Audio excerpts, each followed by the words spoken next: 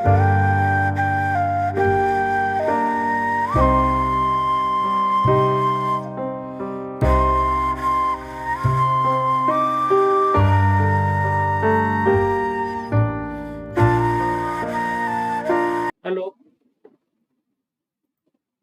এই লেকচারে এই ভিডিওতে আমরা আধুনিক পদার্থবিদ্যার ব্যাপারে পড়ব।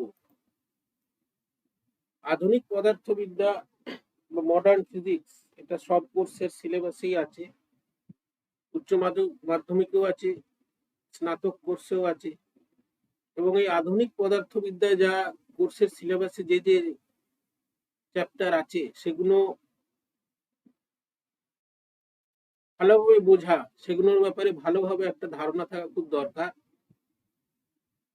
কারণ পদার্থবিদ্যার পরে ছাত্র যে পড়বে, স্নাতকোত্তর, তাতে সব জায়গায় এটা কাজে লাগবে এবং এটাই ভিত যখন আমরা কোয়ান্টাম পদার্থবিদ্যা বা স্ট্যাটিস্টিক্যাল ফিজিক্স এই চ্যাপ্টার গুলো পড়ি। তো এই যে ভিডিওটা বা এই লেকচারটায় আমরা এর ভূমিকাটা দেখব, আধুনিক পদার্থবিদ্যা কি এবং আধুনিক পদার্থবিদ্যাতে আমরা কি পড়ি, কি কি আছে এই সিলেবাস। তো কোনো নতুন বিষয় যখন আমরা পড়ি, উচ্চ মাধ্যমিকে যখন এটা প্রথমবার পড়ি, আধুনিক পদার্থবিদ্যা মডার্ন ফিজিক্স, অনেক জায়গাতেই পড়ানো হয়, অনেকে লেকচার বা অনেক লেকচার আছে ইউটিউবে। সব থেকে আগে এটা আমাদের বোঝা দরকার যে এখানে আমরা বলছি আধুনিক পদার্থবিদ্যা বা মডার্ন ফিজিক্স।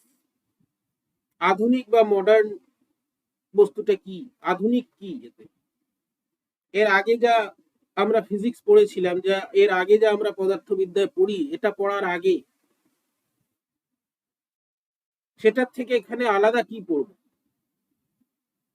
তো এই যে আধুনিক পদার্থবিদ্যা, আধুনিক কথাটার মানে যেটা, সেটা হচ্ছে, সেটা আমরা এখানে বুঝবো যে আধুনিক কেন এটাকে বলে। শাস্ত্রীয় পদার্থবিদ্যা বা ক্লাসিক্যাল ফিজিক্স যেটা আধুনিক পদার্থবিদ্যার আগে আমরা পড়ি, তার সাথে তফাৎটা কোথায়। এর মানে এ নয় যে শাস্ত্রীয় পদার্থবিদ্যা বা ক্লাসিক্যাল ফিজিক্স এটার আর কোনো কাজ নেই, এটার কাজ সর্বদাই আছে। কিন্তু দুটোরই যে প্রয়োজনীয়তা, শাস্ত্রীয় ফিজিক্স পদার্থবিদ্যা বা ক্লাসিক্যাল ফিজিক্স আর আধুনিক পদার্থবিদ্যায়, দুটোর ক্ষেত্র আলাদা আলাদা, আলাদা আলাদা জায়গায় এই দুটোকে আমরা ব্যবহার করি। তো আধুনিক পদার্থবিদ্যাকে আধুনিক পদার্থবিদ্যা কেন বলা হয়, তার জন্য আমাদের একটু আগে দেখে নিতে হবে, একটু পেছনে দেখে নিতে হবে। এর আগে যা আমরা পড়েছি শাস্ত্রীয় পদার্থবিদ্যা, আধুনিকের আগে যেটা আছে সেটা শাস্ত্রীয় ক্লাসিক্যাল ফিজিক্স, তার ব্যাপারে একটুখানি আমরা জানি সবাই। উচ্চ মাধ্যমিক বা স্নাতকের যে ছাত্র তারা নিশ্চয়ই জানে এর ব্যাপারে। এটাকে আরেকবার আমরা দেখে নিয়েতে কি কি আছে। শাস্ত্রীয়, প্রথম জিনিস হচ্ছে শাস্ত্রীয় পদার্থবিদ্যা বা ক্লাসিক্যাল ফিজিক্সের যে প্রয়োজনীয়তা, যেখানে আমরা এটাকে ব্যবহার করি, সেটার জগৎটা আলাদা মানে শাস্ত্রীয় পদার্থবিদ্যা বা ক্লাসিক্যাল ফিজিক্সের যে নিয়মগুলো, সেগুলো সেখানে ব্যবহার হয়, সেগুলো সেখানে প্রযোজ্য, যেখানে যে জগতে আমরা সব জিনিসগুলোকে দেখতে পাই নিজের চোখে, আমাদের আশেপাশে যা ঘটছে, একটা কোনো পিণ্ড বা একটা কোনো মাস, সেটা যদি মুভ করছে, সেটা যদি চলছে, গতিমান, সেটা তার গতি নির্ণয়, তার উপরে কোন কোন বল লাগছে, তার অ্যাক্সিলারেশন, ডিঅ্যাক্সিলারেশন, গতিবেগ, কাইনেটিক এনার্জি, এগুলো আমরা বার করি। এগুলো আমরা কিছু সমীকরণের মাধ্যমে এগুলোকে আমরা নির্ধারণ করি। শাস্ত্রীয় পদার্থবিদ্যা বা ক্লাসিক্যাল ফিজিক্সের প্রধান নিয়ম হলো, যেটা প্রথমে যেটা আমরা পড়ি স্কুলে, সেটা হলো নিউটনের নিয়ম। তিনটে নিয়ম আছে, জড়ত্বের নিয়ম, law of inertia. Law of inertia বলে যে যদি কোনো বস্তু স্থির রয়েছে, সেটা স্থির থাকবে যতক্ষণ না তার উপরে কোনো বাহ্যিক বল ব্যবহার করা, ল অফ ইনার্শিয়া। যদি কোনো বস্তু গতিমান কিছু একটা গতিবেগ নিয়ে যাচ্ছে, তার গতিবেগ সেই রকমই থাকবে, সেটা বদলাবে না যতক্ষণ না তার উপরে কোনো বাহ্যিক বল লাগবে। এটা ল অফ ইনার্সিয়া। দ্বিতীয় হচ্ছে সব থেকে প্রধান যেটা সমীকরণ, যেটা নিয়ম, F ইকুয়াল টু ma, যেখানে বল, ফোর্স আর অ্যাক্সেলারেশন এ দুটো প্রপোর্শনাল। যত বল লাগাবো ওর গতি তত বাড়বে বা কমবে, যদি ওটা আগে থেকেই গতিমান। আর এখানে মাস সেটা হচ্ছে যেটাকে আমরা প্রপোর্শনালিটি কনস্ট্যান্ট বলি, F ইকুয়াল টু ma। আর তৃতীয় হলো ক্রিয়া প্রতিক্রিয়ার নিয়ম। আমরা সবাই জানি যে কোনো বস্তুতে যদি আমি বল লাগাই, সেই বস্তুটাও একটি বল লাগায় উল্টো দিকে, আর তার যে মান, তার যে ম্যাগনিটিউড, সেটা সমান F1 ইকুয়াল টু F2। তো এই যে নিউটনের এই যে তিনটে নিয়ম, এই নিয়ম দিয়ে আমরা কি করতে পারি? কোনো একটি পিণ্ডের গতি, তার গতিবেগ নির্ধারণ করা যায়। যদি আমরা জানি যে একটি পিণ্ড বা একটি বস্তুর প্রাথমিক গতিবেগ দেওয়া আছে, ভেলোসিটি দেওয়া আছে, তার মাস, ভর আমরা জানি, তো তার উপরে কোন কোন বল কোন দিক থেকে লাগছে সেটা যদি আমরা জানি, তখন আমরা কি করতে পারি? তার পরবর্তী অবস্থা আমরা নির্ধারণ করতে পারি। আমরা বলতে পারি এর পরবর্তী অবস্থা কি হবে, এর পরবর্তী গতিবেগ কি হবে, এর পরবর্তী গতি কিরকম হবে, এটা থেমে যাবে না এটা আরো জোরে চলবে, আমরা বলতে পারি। ঠিক আছে, তার জন্যও আমাদের কাছে কিছু কাইনামেটিক্স এর ইকুয়েশন আছে, গতিবিদ্যার ইকুয়েশন আছে, তিনটে ইকুয়েশন, এটাও আমরা অনেক আগে থেকে পড়ে আসছি। এখানে এই যে অ্যাক্সিলারেশন, সেই অ্যাক্সিলারেশনটা আমরা বার করতে পারি নিউটনের দ্বিতীয় নিয়ম থেকে। এবং এর পরের গতিবেগ আমরা বলতে পারি, আমি একটা ঢিল ছুড়লাম ওপরের দিকে, আকাশের দিকে, তার উপরে কোন কোন বল লাগছে? তো গ্র্যাভিটেশনাল ফোর্স লাগছে, মাধ্যাকর্ষণ শক্তি লাগছে। তো তার একটা অ্যাক্সিলারেশন হচ্ছে, এটাকে আমরা অ্যাক্সিলারেশন ডিউ টু গ্র্যাভিটি বলি। তো আমরা বার করতে পারি যে কত সময় কতটা দূরত্ব, কতটা উচ্চতা যাবে, উপর থেকে পড়ছে কোন সময় কতটা নিচে পড়বে। আমরা তার এনার্জি, শক্তিও নির্ধারণ করতে পারি, mgh, potential energy, kinetic energy, half mv square, এগুলো আমরা বার করতে পারি। তো এইভাবে এই নিয়মগুলো দিয়ে, এটা তো হয়ে গেল যখন কোনো বস্তু সরল রেখায় যাচ্ছে, straight line motion, rectilinear motion. যদি কণিক গতিবেগ হয়, অ্যাঙ্গুলার মোশন হয়, তাহলেও আমাদের কাছে নিয়ম আছে, তার জন্য আমাদের কাছে সমীকরণ আছে।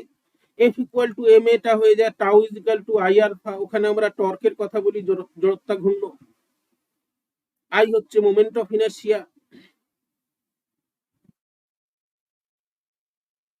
নিষ্ক্রিয়তার গুণাঙ্ক, সেখান দিয়ে আমরা অ্যাঙ্গুলার অ্যাক্সিলারেশন বার করতে পারি। তো এইভাবে যদি আমাদের কাছে এরপরে যদি আমাদের কাছে আরো কিছু টর্ক বা ফোর্স এগুলো আমাদের জানা থাকে, তো আমরা মোদ্দা কথা হলো যে আমরা ক্লাসিক্যাল ফিজিক্সে যদি আমরা প্রাথমিক অবস্থা বস্তুর জানি, তার গতিবেগ, তার মাস বা ভর জানি, আমরা এর পরে এর অবস্থাটা নির্ধারণ করতে পারবো। এটা প্রথম জিনিস। ঠিক আছে, এখানে যেমন যখন আমরা কণিক গতিবেগের কথা বলি, তখন এখানে ভর বা মাসের বদলে আমরা নিষ্ক্রিয়তা মুহূর্ত বা মোমেন্ট অফ ইনার্সিয়া ব্যবহার করি, একই ব্যাপার। ওখানেও এরকমই তিনটে সমীকরণ আসবে। এখানে যেমন ভি, যেটাকে আমরা লিনিয়ার ভেলোসিটি বলি বা সরল রেখায় যে গতিবেগ সেটা বলি, ওখানে ওটা কণিক গতিবেগ হয়ে যাবে, এর বদলে আলফা আসবে, কণিক অ্যাক্সিলারেশন। এটা প্রথম জিনিস। এটা দিয়ে আমরা কি করতে পারি? এটা দিয়ে আমরা কোনো পিণ্ড বা কোনো একটা বস্তুর গতিবেগ, তার গতি পর্যবেক্ষণ করতে পারি, সেটাকে আমরা বুঝতে পারি, তার পরবর্তী অবস্থায় তার গতিবেগ কিরকম হবে আমরা বলতে পারি। যদি কোনো বাহ্যিক বল না লাগছে, তাহলে সেটা যে অবস্থায় ছিল তাতেই থাকবে। নিউটনের প্রথম নিয়ম, জড়ত্বের নিয়ম, নিষ্ক্রিয়তার নিয়ম। তো এখানে প্রধান জিনিস এইটা। ক্লাসিক্যাল পদার্থবিদ্যা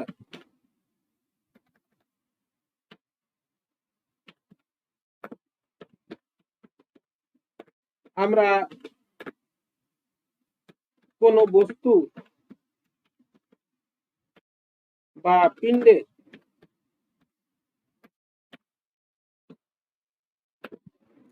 প্রাথমিক অবস্থা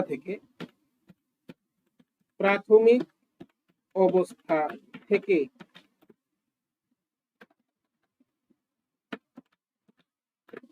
তার পরবর্তী অবস্থা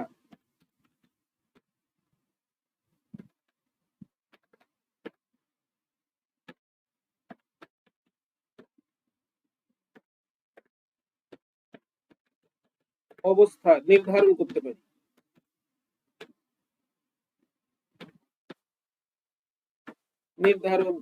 করতে পারি। আমাদের কাছে নিউটনের নিয়ম আছে, তার সমীকরণ আছে। এরপর ক্লাসিক্যাল ফিজিক্স বা শাস্ত্রীয় পদার্থবিদ্যায় যেটা সব থেকে গুরুত্বপূর্ণ জিনিস হলো সেটা হলো তরঙ্গ। তরঙ্গের ব্যাপারেও আমরা পড়েছি, বিভিন্ন ধরনের তরঙ্গ হয়, লঙ্গিটিউডনাল ওয়েভ, ট্রান্সভার্স ওয়েভ। তো তরঙ্গের বিভিন্ন ধরনের প্রয়োজনীয়তা আমরা পড়েছি, সেতারে তার কিভাবে সেটা কম্পন করে, কিভাবে তার থেকে বিভিন্ন ধরনের সুর বেরোয়, বিভিন্ন ধরনের শব্দ বেরোয়, আমরা এগুলো জানি। তো তরঙ্গের ব্যাপারে যদি আমরা আসি, তো তরঙ্গ এখানে কি? তরঙ্গ যেমন এটা একটা তরঙ্গ, এখানে এই ধরনের তরঙ্গ যেটাকে আমরা সাইনোসয়েডাল ওয়েভ বলি, বা যেটা ট্রিগনোমেট্রির সাইন ফাংশনের মতন যেটা স্পেসে চলে, তার তরঙ্গ দৈর্ঘ্য হয়, ওয়েভলেন্থ হয়, তার ফ্রিকোয়েন্সি হয়, তার অ্যামপ্লিটিউড হয়, এগুলো দিয়ে আমরা তরঙ্গকে চিহ্নিত করি, বা তরঙ্গর এগুলো গুণধর্ম, এগুলো থেকেই আমরা তরঙ্গকে বুঝি। বিভিন্ন ধরনের তরঙ্গ, তার তরঙ্গ দৈর্ঘ্য আলাদা, অতিবেগুনি রশ্মির তরঙ্গ দৈর্ঘ্য আলাদা, যেটা ভিজিবল রেঞ্জ, যেটা ভিজিবল লাইট, তার তরঙ্গ দৈর্ঘ্য আলাদা, এক্স রে তরঙ্গ দৈর্ঘ্য আলাদা, গামা রেজ তার আলাদা। তো বিভিন্ন ধরনের যে এই তরঙ্গগুলি আছে সেগুলোর তরঙ্গ দৈর্ঘ্য আলাদা, এটা থেকে আমরা তরঙ্গকে চিনতে পারি। শব্দ তরঙ্গ আছে আমাদের কাছে, আমরা জানি, পড়েছি কিভাবে শব্দ তরঙ্গ তৈরি হয়, কিভাবে আমরা শুনি জিনিসগুলোকে, আমাদের আশেপাশে যে শব্দ হচ্ছে সেগুলোকে কিভাবে শুনি, কোন তারের মধ্যে তরঙ্গ বা কোন কঠিন বস্তুর মধ্যে যে তরঙ্গ দেয় সেটা কিভাবে তৈরি হয়, তার গতিবেগ কোন কোন জিনিসের উপরে নির্ভর করে, এগুলো আমরা জানি। তো এখানে যে তো তরঙ্গের ব্যাপারে যখন আমরা ক্লাসিক্যাল ফিজিক্সে পড়ি, তখন আর সব থেকে বড় গুরুত্বপূর্ণ যেটা, সেটা হলো বিদ্যুৎ চুম্বকীয় তরঙ্গ, ইলেকট্রোম্যাগনেটিক ওয়েভ। ইলেকট্রোম্যাগনেটিক ওয়েভের ব্যাপারে আমাদের কাছে কি আছে? ম্যাক্সওয়েলস ইকুয়েশন আছে, ম্যাক্সওয়েলের কিছু সমীকরণ আছে, যেগুলো দিয়ে আমরা ইলেকট্রোম্যাগনেটিক ওয়েভকে তার ব্যাপারে জানতে পারি। এই ইলেকট্রোম্যাগনেটিক ওয়েভের জন্যই আমরা মোবাইল কমিউনিকেশন করতে পারি, স্যাটেলাইট কমিউনিকেশন করতে পারি, এর ফ্রিকোয়েন্সি আলাদা আলাদা। তো যখন তরঙ্গের ব্যাপারে আসি, ইলেকট্রোম্যাগনেটিক ওয়েভে আমাদের কাছে ম্যাক্সওয়েল ইকুয়েশন আছে, যেটাকে একটু যুগান্তকারী ইকুয়েশন। ম্যাক্সওয়েল যে কাজ করেছিলেন সেটা যুগান্তকারী কাজ, পদার্থবিদ্যার যে পুরো ছবিটা উনি বদলেছিলেন। আর তার উপরেই আজকে আমাদের এই প্রযুক্তি, ইন্টারনেট, ওয়াইফাই, মোবাইল, এইসব। তো এখানে আমরা দেখছি তরঙ্গ, যদি আমি নিই, তরঙ্গের কথা যদি বলি, সব থেকে প্রথম জিনিস যেটা আমরা দেখতে পারি যে তরঙ্গ ছড়িয়ে আছে, এটা এভাবে ছড়িয়ে যাচ্ছে। কিন্তু যদি আমি একটা সাধারণ পিণ্ডের ব্যাপারে কথা বলি,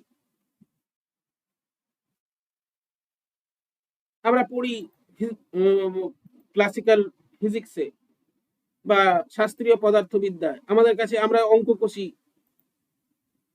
অনেক রকমের অঙ্ক আমরা কষি, পয়েন্ট চার্জ, পয়েন্ট মাস। এই যেমন এই সবুজ এই সবুজ গোলকটা যেটা, সেটা একটা পিণ্ড, এটা এক জায়গায়, এটাকে বলা হয় লোকালাইজড। লোকালাইজড মানে হচ্ছে যেটা স্পেসে এক জায়গায় রয়েছে, ছড়িয়ে নেই। আমরা বলতে পারি ক্লাসিক্যাল ফিজিক্সে যে কোনো একটা বস্তু x is equal to x অ্যাক্সিসে একটা বিশেষ পয়েন্টের উপরে রয়েছে, এক্স ইকুয়াল টু 5 এর উপরে রয়েছে, কিন্তু একটা তরঙ্গকে আমরা কখনো বলতে পারি না যে এটা এক্স ইকুয়াল টু 5 এর উপরে রয়েছে, সেটা ছড়িয়ে আছে। তো এই তরঙ্গের যে সমীকরণ হয়, তরঙ্গের যে ইকুয়েশন হয়, সেটা আলাদা হয়। পদার্থবিদ্যায় আমরা দেখি যে কোনো কণা বা কোনো পিণ্ডের গতির নিয়ম যেমন আমরা সমীকরণ থেকে বার করি, এখানেও সমীকরণ আছে, কিন্তু সেটা পিণ্ডের থেকে আলাদা, পয়েন্ট অবজেক্টের থেকে আলাদা। এখানে যেমন আমরা y is equal to a sin kx minus omega t ব্যবহার করি, সিম্পল হারমোনিক মোশন পড়ি, তো এটা তরঙ্গের ব্যাপার। এই দুটো আলাদা আলাদা জিনিস। ক্লাসিক্যাল ফিজিক্সে আমরা দেখছি, শাস্ত্রীয় পদার্থবিদ্যায় আমরা দেখছি, এই দুটো জিনিস আলাদা আলাদা, তরঙ্গ আর পিণ্ড, এই দুটো আলাদা আলাদা। ক্লাসিক্যাল বা শাস্ত্রীয় পদার্থবিদ্যায় পিণ্ড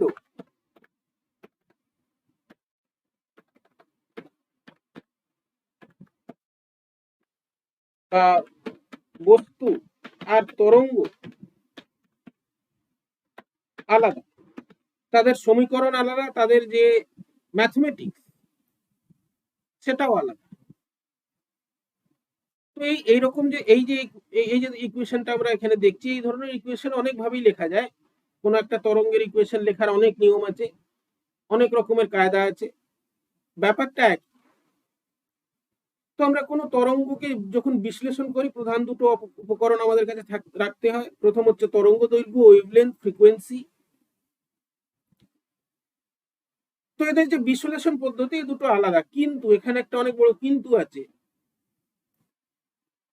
যখন আমরা আলো বা প্রকাশের ক্ষেত্রে ব্যাপারটা পড়ি, এটা আমরা অনেক আগে থেকেই, আধুনিক পদার্থবিদ্যার আগে থেকেই পড়ে আসছি। অপটিক্স বা আলো বিদ্যার যে দুটি অংশ আছে, একটা আছে জিওমেট্রিক্যাল অপটিক্স, একটা আছে ওয়েভ অপটিক্স। তো দুটো আলাদা আলাদা জিনিস, কিন্তু বস্তু একটাই। আর এখানেই আমরা বলতে পারি, এখানেই মডার্ন ফিজিক্স বা আধুনিক পদার্থবিদ্যার একটা ভিত গড়ে উঠেছে। ঠিক আছে, এখানে আমাদের কাছে দু রকমের আমরা জিনিস পড়ি আলো বা প্রকাশ বিদ্যা, geometrical optics and wave optics.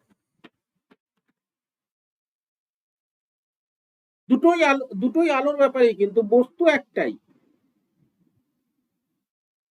এখানে কি হয়, এখানে কিছু গুণধর্ম আছে, কিছু আলোর এফেক্ট যেটাকে আমরা বলি, প্রভাব, সেটাকে দুভাবে ব্যক্ত করা যায়, সেটাকে দুভাবে বিশ্লেষণ করা যায়। একটা জিওমেট্রিক্যাল অপটিক্স।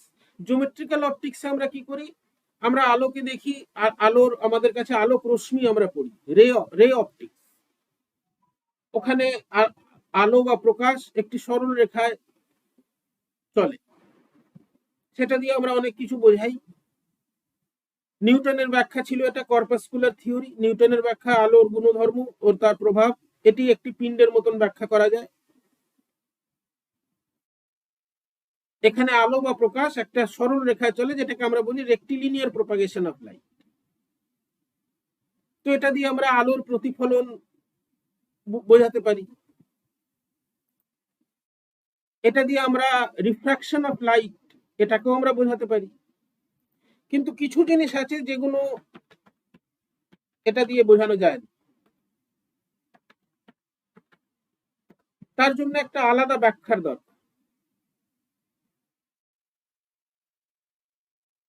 তো এই আলাদা ব্যাখ্যাটা কে দিয়েছিলেন? আলাদা ব্যাখ্যা দিয়েছিলেন হাইজেন্স। হাইজেন্সের সিদ্ধান্ত কি ছিল? হাইজেন্সের সিদ্ধান্তে আলোর যে বিশ্লেষণ, সেটাকে উনি একটি তরঙ্গের মতন করেছিলেন, যেখানে যেমন ইন্টারফারেন্স, ডিফ্রাকশন, পোলারাইজেশন, এইসব ব্যাখ্যা নিউটনের যে কর্পাসকুলার থিওরি বা আলোক রশ্মির যে ব্যাখ্যা, যে আলো একটি সরল পথে চলে, সেটা দিয়ে করা যাবে না। হাইজেনের সিদ্ধান্ত, হাইজেন্স প্রিন্সিপাল যেটাকে আমরা বলি, সেখানে প্রকাশকে বা আলোকে তরঙ্গের মতন বুঝিয়েছে। তো এই যে তিনটে প্রভাব, ইন্টারফারেন্স, ডিফ্রাকশন, পোলারাইজেশন, এই তিনটে কোনোভাবেই জিওমেট্রিক্যাল অপটিক্স বা নিউটনের কর্পাসকুলার থিওরি বা রশ্মিবিদ্যা দিয়ে, রশ্মি মানে সরল রেখায় যে রশ্মি যায় সেটা দিয়ে যদি আমরা ব্যাখ্যা করতে যাই সেটা সম্ভব নয়। এই তিনটের ব্যাখ্যা কোথায় পাওয়া যায়? যখন আমরা আলোকে তরঙ্গের রূপে বিশ্লেষণ করি। এই তিনটে হচ্ছে ওয়েভ প্রপার্টি বা তরঙ্গের গুণধর্ম।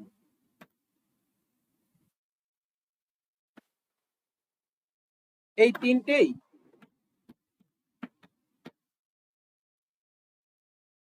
তরঙ্গের গুণধর্ম।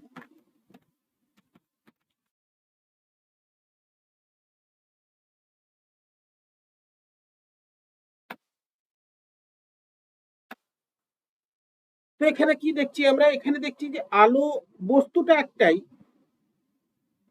কিন্তু এর যে ব্যবহার বা এর যে প্রভাব বা এর যে গুণধর্ম, সে দুটো আলাদা আলাদা জায়গা, আলাদা আলাদা। বস্তু একটাই। আর এই যে আর দুটো যে ব্যাখ্যা প্রকাশের, একটা নিউটনের ব্যাখ্যা, একটা হাইজেনের ব্যাখ্যা, দুটোই ঠিক, দুটো আলাদা আলাদা জায়গায় প্রযোজ্য, দুটো আলাদা আলাদা জায়গায় প্রযোজ্য। তো এখানে একটা অদ্ভুত ব্যাপার দেখা যায়, যেটাকে তখন লোকে অতটা গুরুত্ব দেয়নি। তো এখানে এই যে জিনিসটা আমরা দেখছি যে একটাই বস্তু কিন্তু তার ব্যাখ্যা দু রকমের। আর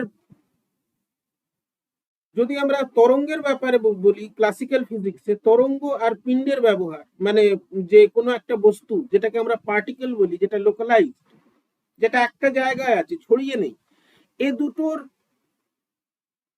গুণধর্ম সম্পূর্ণ আলাদা। একটা ছড়িয়ে আছে, একটা এক জায়গায়, বলতে গেলে সবটাই এক জায়গায় রয়েছে। এই যে আলোর এই যে গুণ বা এই যে গুণধর্ম, এটাকে বলা হয় ডুয়ালিটি, দ্বৈততা। আলোর এই গুণধর্ম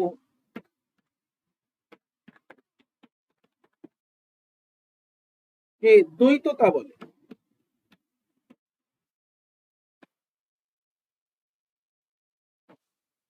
ডুয়ালিটি।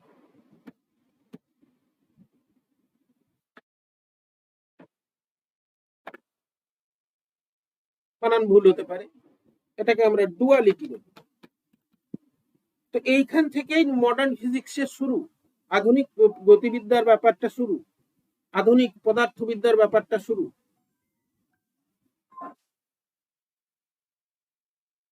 তো বস্তু একটাই, কিন্তু তার গুণধর্ম দুটো, একটা তরঙ্গের মতন, একটা সাধারণ কোনো পিণ্ডের মতন। দুটি সিদ্ধান্তই ঠিক, যে দুটোরই যে প্রয়োজনীয়তা, সেটা আলাদা আলাদা জায়গায় দুটোরই প্রভাব ব্যাখ্যা করা যায়, দুটোর প্রয়োজনীয়তা আলাদা আলাদা। আমরা চাইলেও ইন্টারফারেন্সকে রে অপটিক্স বা জিওমেট্রিক্যাল অপটিক্স দিয়ে ব্যাখ্যা করতে পারবো না। তখন আমাকে আলোকে একটি তরঙ্গের মতনই বিশ্লেষণ করতে হবে। আধুনিক পদার্থবিদ্যায় এবার যদি আমরা আসি, আধুনিক পদার্থবিদ্যার প্রথম যে সিদ্ধান্ত হলো এই যে দ্বৈততা বা ডুয়ালিটি। আধুনিক পদার্থবিদ্যা প্রথম যে কাজটা হয় সেটা ডিব্রয় করেন, লুই ডিব্রয়। বলেন এই যে ডুয়ালিটি বা দ্বৈততা, এটা শুধু আলোক রশ্মির জন্য নয়, এটা কোনো পিণ্ডের জন্য প্রযোজ্য।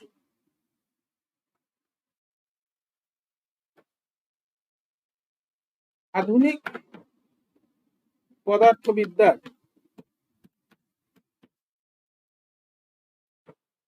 এই ডুয়ালিটি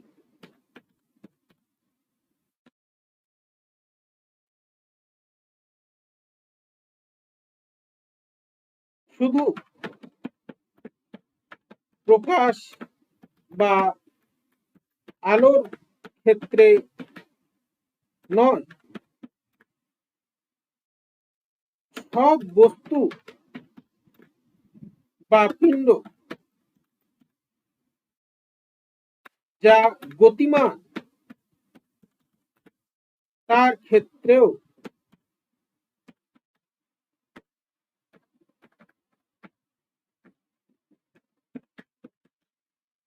তার ক্ষেত্রেও প্রযোজ্য। আর এই যে সিদ্ধান্তটা দিয়েছিলেন এটা লুই ডি ব্রয় দিয়েছিলেন।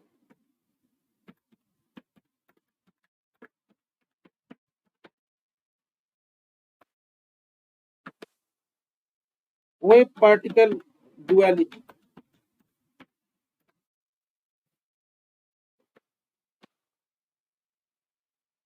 এখানে লুই ডি ব্রয় বলছেন যে কোনো একটা পিণ্ড যদি সেটা গতিমান, তার যদি মোমেন্টাম বা গতিবেগ থাকে, তার সাথে একটি তরঙ্গ চলে, এবং তিনি সেই তরঙ্গের তরঙ্গ দৈর্ঘ্য বললেন lambda equal to h by P.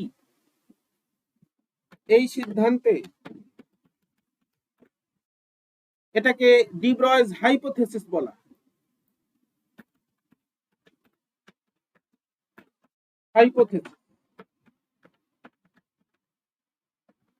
Hypothesis মানে হচ্ছে এই যে সিদ্ধান্তটা উনি দিলেন, এটা কোনো এক্সপেরিমেন্ট বা এটা কোনো প্রয়োগ থেকে আসেনি।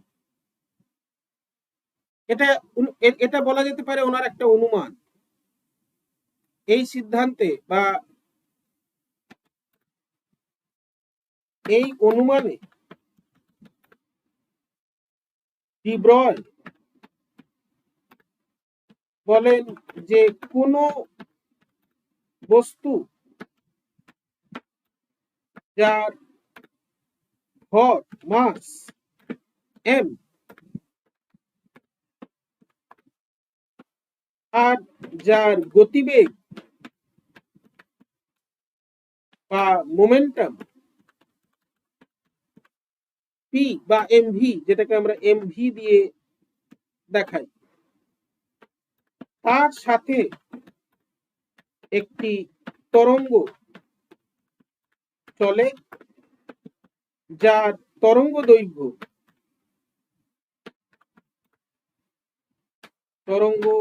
দৈর্ঘ্য যেটাকে আমরা ল্যামডা দিয়ে দেখাই, ল্যামডা গ্রিক লেটার ল্যামডা দিয়ে আমরা ওটাকে চিহ্নিত করি। ল্যামডা ইজ ইকাল টু, এখানে বড় হাতের হয়ে গেছে এটা, এইচ বাই পি।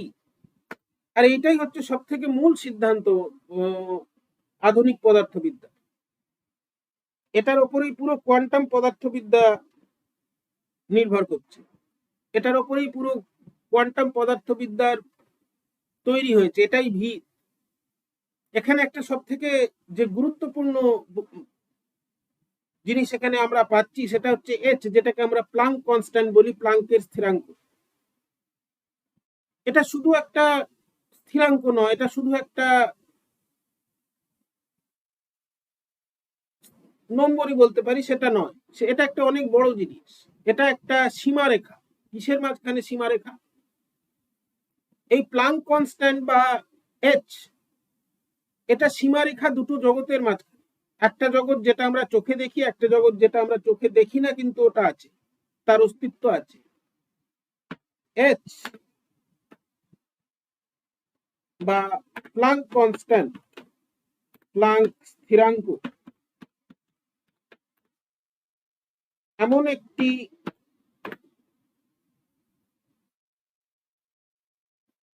স্থিরাঙ্ক, একটি সীমারেখা, যেটা দুটি জগৎকে আলাদা করে। এই দুটি জগৎকে আলাদা করে, আর একটা জগৎ যেখানে শাস্ত্রীয় পদার্থবিদ্যা প্রযোজ্য, একটা জগৎ যেখানে কোয়ান্টাম পদার্থবিদ্যা প্রযোজ্য বা যেখানে আধুনিক পদার্থবিদ্যা প্রযোজ্য। এই দুটোকে আলাদা করে, এই দুটোকে আলাদাভাবে এদের মাঝখানে একটা সীমানা বানিয়ে দেয়। এই প্লাঙ্ক কনস্ট্যান্টের ভ্যালু, এই প্লাঙ্ক কনস্ট্যান্টের যে মান, সেটা আমরা অনেকেই জানি, এটা কোনো পদার্থবিদ্যার বইয়েই পাওয়া যাবে। এর যে মান সেটা 10⁻⁻34। এইচ এর যে মান, এটার মানে হচ্ছে টু দি অর্ডার অফ 10⁻⁻34 আর এর ইউনিট আছে, এটা কোন পদার্থবিদ্যার বইয়ে তোমরা পেয়ে যাবে। তো এই মানের একটা জিনিস, এই মানের একটা যদি কোনো বস্তু হয় বা কোনো একটা যদি স্থিরাঙ্ক বা কনস্ট্যান্ট হয়, এটা তো খুব স্বাভাবিকভাবেই আমরা বলতে পারি যে এই কোয়ান্টিটিটা বা এই প্লাঙ্ক কনস্ট্যান্ট যার মান 10⁻⁻34, মানে এটা অনেক ছোট, আমরা বলে দেবো এটা অনেক ছোট। কিন্তু একটা জিনিস আমাদের মনে রাখতে হবে, যখন আমরা আধুনিক পদার্থবিদ্যা পড়ছি, এই যে ছোট আর বড়, এটা কিন্তু আপেক্ষিক ব্যাপার, এটা একটা রিলেটিভ ব্যাপার। কার তুলনায় ছোট, কার তুলনায় বড়। কেন আমরা আমাদের চারিপাশের কিছু জিনিস দেখতে পাই কিন্তু আমরা অণু, পরমাণু, ইলেকট্রন, প্রোটন আমরা দেখতে পাই না? তার উত্তর এই আধুনিক পদার্থবিদ্যা দিচ্ছে, ডি ব্রয়ের এই থিওরি দিচ্ছে, ডি ব্রয়ের এই হাইপোথেসিস বা অনুমান দিচ্ছে। এর ব্যাপারে আমরা পড়বো, যদি তোমাদের ভালো লাগে তোমরা বলতে পারো, এর পরের লেকচারও আমি বানাবো। তো পদার্থবিদ্যা এমন একটা বিষয় যেটা পড়ে, যেটা খুব রুচির সাথে বা আনন্দের সাথে পড়া যেতে পারে, যদি আমরা যদি ভালোভাবে পড়ার ইচ্ছে থাকে বা ভালোভাবে পড়াবার ইচ্ছে থাকে, দুজনেই, উভয় পক্ষেরই ইচ্ছের ব্যাপার। এরপরে আমরা এর ব্যাপারে জানবো কেন আমরা ইলেকট্রন, প্রোটনকে দেখতে পারি না আর আমাদের চারিপাশের বস্তুকে দেখতে